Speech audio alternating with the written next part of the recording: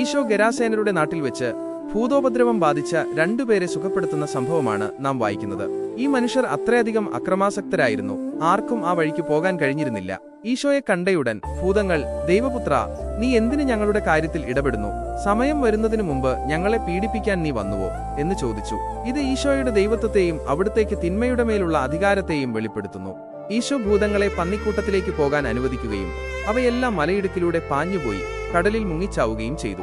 ഈ സംഭവം ഈശോയ്ക്ക് തിന്മയുടെ ശക്തികളെ നിയന്ത്രിക്കാനും അവയെ നശിപ്പിക്കാനുമുള്ള അധികാരമുണ്ടെന്ന് വ്യക്തമാക്കുന്നു. എന്നാൽ ഇതിന്റെ ഫലമായി അവിടുത്തെ അത്ഭുതം കണ്ട നാട്ടുകാർ ഈശോയോട് തങ്ങളുടെ അതിർത്തികൾ വിട്ടുപോകാൻ അപേക്ഷിക്കുന്നു. ഭയവും ഭൗതികമായ നഷ്ടവും അവരെ ഈശോയുടെ സാന്നിധ്യത്തിൽ നിന്ന് അകറ്റി. ഈ വചനങ്ങൾ ഈശോയുടെ ശക്തിയെക്കുറിച്ചും നമ്മുടെ ജീവിതത്തിൽ തിന്മയുടെ സ്വാധീനത്തെ ഈശോയ്ക്ക് എങ്ങനെ ഇല്ലാതാക്കാൻ കഴിയുമെന്നും നമ്മെ പഠിപ്പിക്കുന്നു.